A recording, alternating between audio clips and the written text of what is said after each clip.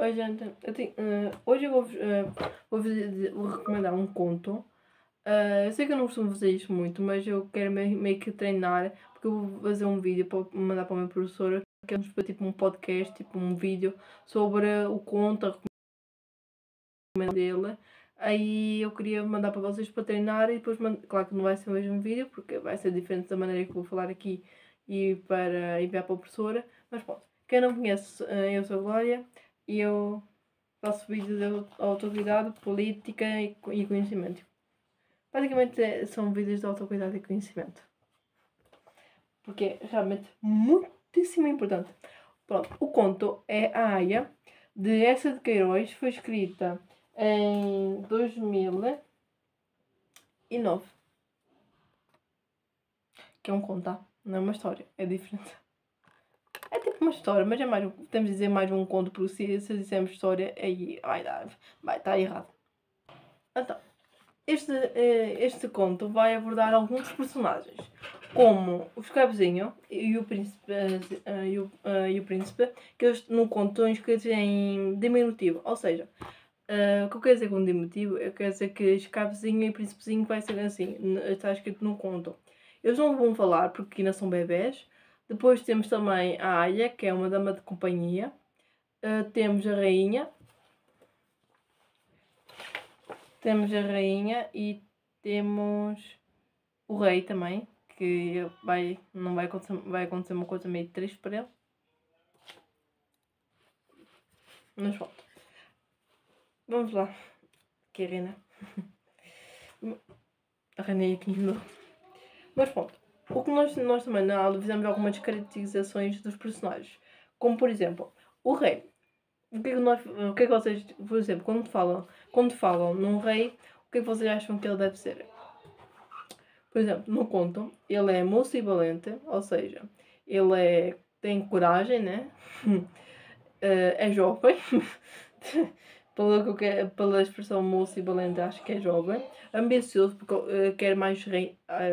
Estou a dizer numa perspectiva de um rei, tá? Não quer dizer que realmente está no conto. Que quer, ambicioso, quer mais reinos, quer mais poder, quer mandar, né? Porque, como é um rei, é poderoso. Todos os reis é poderoso porque ele tem o poder de mandar no seu povo, né?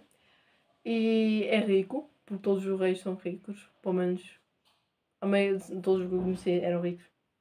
Ricos, multimilionários, como vocês quiserem dizer. E sonhador. Sonhador porquê? Porque como ele é ambicioso, ele sonha em ter mais reinos, ou sonha em ser mais rico, ou sonha em cada vez ter mais poder e controle sobre as pessoas, tá? Não quer dizer que ele é assim no conto, tá? Depois também fala da água e rio, aqui no conto. E que vocês devem estar a perguntar agora porquê que num conto vai aparecer água e rio? E meio que isso é um sinal de vida e purificação, porque meio que sabem que os antigos, antigamente, diziam que a água tipo, vai purificar a pessoa, por exemplo, segundo a minha percepção, no batismo, quando tu vais te batizar, se não me engano, eles põem água na tua cabeça. Isso tipo, é meio que segundo os cristãos, é uma passagem para outra vida ou uma passagem para um novo começo, vamos dizer assim. Depois também temos a rainha, que estava triste porque vocês devem estar a pensar, porquê que é triste? Porque o rei morreu na guerra. A rainha é triste, é solitária por causa que o rei morreu. É viúva porque o rei morreu. E pronto.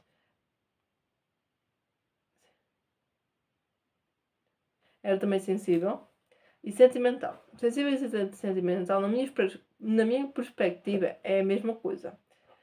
Depois também temos o príncipe, que ele era indefeso e era, por causa que era um bebê, porque um bebê é indefeso, porque não sabe nada, acabou de nascer.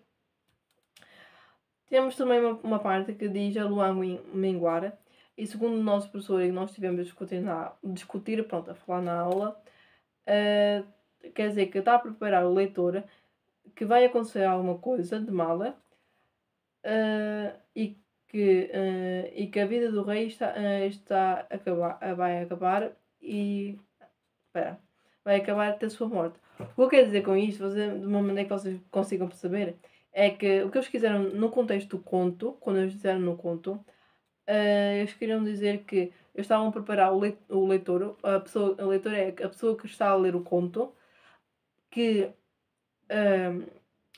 ia acontecer uma coisa mala e que neste caso a coisa de mal era que o rei ia morrer. É bem isso que diz aqui. A vida do rei que vai acabando até a sua morte. Ou seja, a vida do rei estava a acabar para a morte dele. Depois também temos, era uma vez, por exemplo, gente, em toda a história conto, mas principalmente em toda a história tem era uma vez um lago, era uma vez um reino, era uma vez uma aldeia. Portanto, eu sempre escrevi, por exemplo, histórias, sempre que eu dizia, era uma vez, porquê? Bom, que diz, neste caso, é um passado distante, associado aos contos, início de muitas histórias com questões de ordem, moral ou de psicologia dos seres humanos. Pronto, é o início de o que, mais resumidamente, era uma vez o início de uma história ou de um conto. O mundo é um mundo antemporal, não tem tempo e é então, o que eu quero dizer é que realmente não tem tempo. Por ser rei e rainha, dá para ter uma ideia que é da Idade Média, do tempo dos reis, pronto. E não é temporal porque não tem tempo, não diz, em toda a parte do texto, não diz quando é que aconteceu, se foi em 1980, se foi em 1200, não. Não tem tempo, não diz. Nós como leitores e pessoas que estão a ler, é que temos uma noção, como é dos tempos dos reis, é na Idade Média. Mas pode não ser. Realmente não pode não ser. É de fantasia, porque reis e rainhas, porque como é um conto, tá? E é maravilhoso. Maravilhoso entre aspas, porque tem aqui tipo umas guerras, o tio também não é das melhores pessoas, na verdade, não, é uma péssima pessoa. É uma péssima pessoa. Bebam água, tá? Bebam água. Ok. Entendi outra para beber. Como eu disse, a localização temporal é na Idade Média, por causa que é do tempo dos reis. O contexto temporal não é relevante, porque não sabemos qual é que é, em que tempo foi feito. Em que tempo não quer dizer o ano que foi escrito, quer dizer em que tempo que aconteceu, quando aconteceu. E a ação que é relevante. A Aya, que é o título, é uma dama. Nós temos duas frases. Temos a dama donga ou temos a dama de companhia, mas para mais um contexto é uma dama de companhia, a Aya. Meio que ela é a salvadora do conto. Estou a dizer, tipo, a rima realmente é tipo uma salvadora do conto, tipo um herói. Sabem os heróis de desenho? Pronto, a Aya é praticamente isso.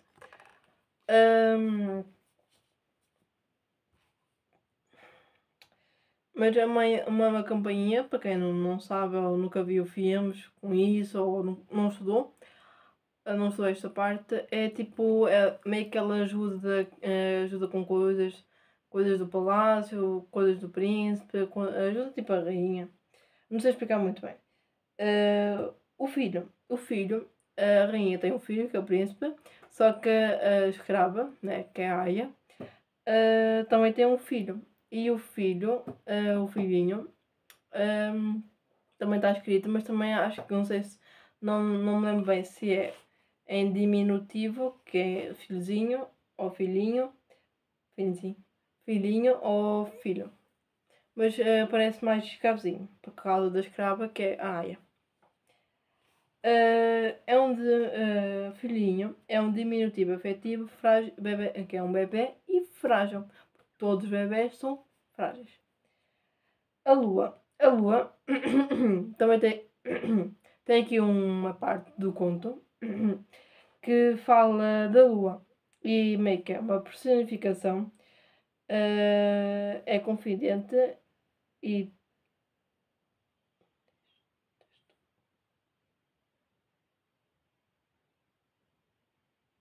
que é a única testemunha da saída do rei. O que eles querem dizer com isso é que na parte, acho que é na parte quando o rei sai para a guerra ou quando o rei morre, a lua é que é meio uma testemunha porque a lua foi a única que viu o rei morrer.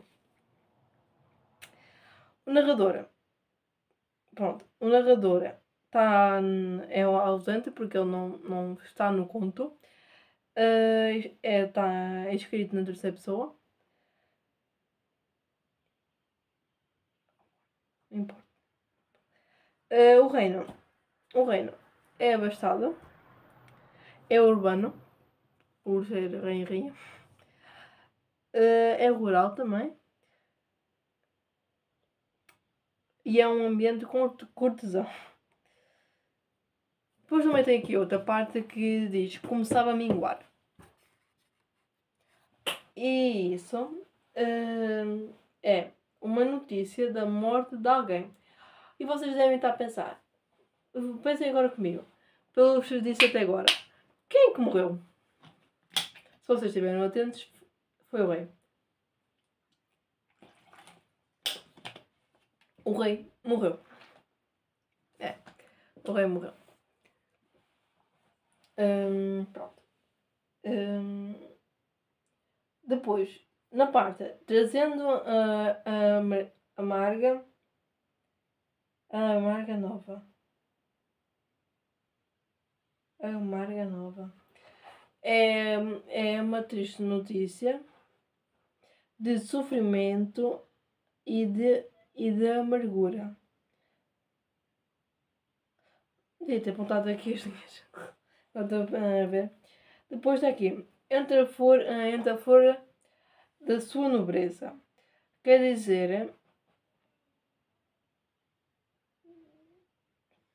pontos mais importantes.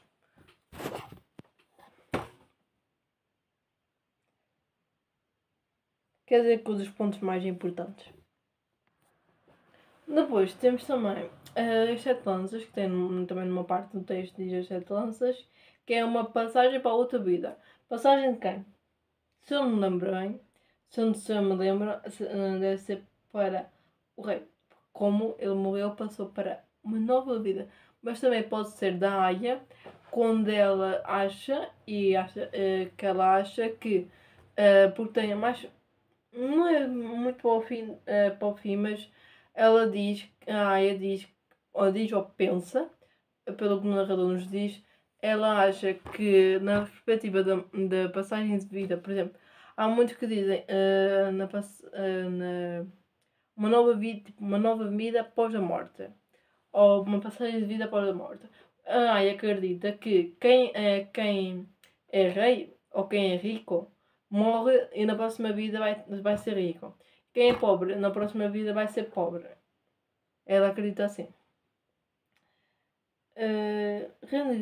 O Grande Rio é um ciclo da vida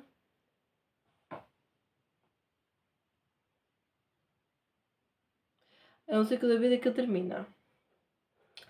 Depois também a situação do reino, por causa do tio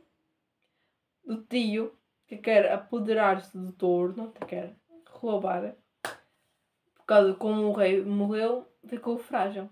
Aí o tio quer assaltar o reino. Assaltar não, quer apoderar-se do reino. A situação do reino está em fragilidade e vulnerabilidade, por causa que o rei morreu. Depois, as consequências da morte do rei. Deixou o filho sem rei, ficou órfão. A mãe Glória não tem a mãe, ficou órfão. Deixou a esposa viúva, porque ele morreu, né? O rei deixou o reino sem um governante forte, deixou o filho ainda bebê e a rainha era fraca, porque tem uma parte onde o tio quer matar o bebê, ou quer raptar o bebê. Agora, o que faz com ele, não me lembro se diz. Mas pronto, pelo que diz, pois a Aya acaba por trocar os versos, acaba por realmente um pouco triste por causa que a Aya Porque tinha dois berços, tinha o berço de ouro e o berço de berga. Berga eu acho que é uma madeira, ou berga, acho que não é aquelas bergas que dava-se porrada. Porrada não, batia-se nas mãos das crianças antigamente. Não sei, mas não sei muito bem, mas pronto, tinha um berço de berga e um berço de ouro. E a escrava trocou o príncipe, sacrificou o seu filho, o escravezinho, pelo príncipezinho. Por isso ela trocou. O príncipe saiu do berço de ouro para o berço de berga e o escravezinho do berço de berga para o de ouro. E acabou por trocar, e depois o tio me bate bem na cabeça. Não, nem se lembrou do que é estatística nem nada, por causa que eles tinham diferença, porque o escravezinho era preto e tinha cabelo preto, aos escuros e era preto. E pronto, negro, com a pele escura. Não comecem com coisas. E o príncipe tinha olhos azuis, branco, loiro. Pronto, ele nem vou sair a característica, não. Mas pronto, pegou o escravezinho, pronto, levou embora. Depois a rainha entrou, desesperada, semi-nua, pronto, quase nua, no desespero, a chorar, por causa do príncipe que ela pensava que tinha sido raptado quando foi ver ao berço. Aí dá para ver que realmente ela não sabe lidar com as coisas muito bem. Mas pronto. E por isso não tem essa coisa da rainha era fraca. Sentimentos da rainha. Ela tem uma vida frágil.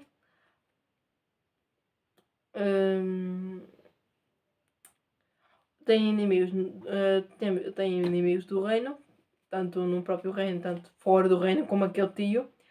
O filhinho fica desamparado, fragilidade do herdeiro e do reino.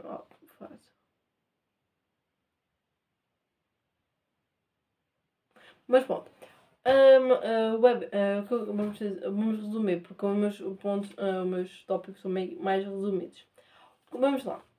A vida fica frágil por causa que o bebê, o príncipe, ainda era bebê e não tinha um herdeiro, porque ainda era bebê.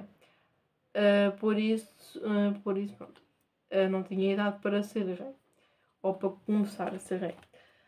Tinham inimigos no reino. O filho era frágil e não podia ser herdeiro porque era bebê. E o reino, como virou um alfalso por não ter rei. Também fica sem ausência da proteção de um pai. Pois é, como diz, sem um braço que o defendesse, forte pela força e forte pelo amor. Ou seja, o filho, que é o príncipe, ficou sem o pai, sem o rei. Pronto. O tio bastardo. Agora, porquê que diz tio bastardo? Porque no próprio conto diz tio bastardo. Por isso, por que não pôr, né? Pronto, o tio bastardo é um completo idiota. Não bate bem, tem problemas psicológicos, pelo visto, né? Ele é um inimigo do reino. O nosso professor até caracterizou ele como um lobo. Por causa que ele vive afastado da comunidade, afastado do reino, tipo, escondido, tipo numa matilha.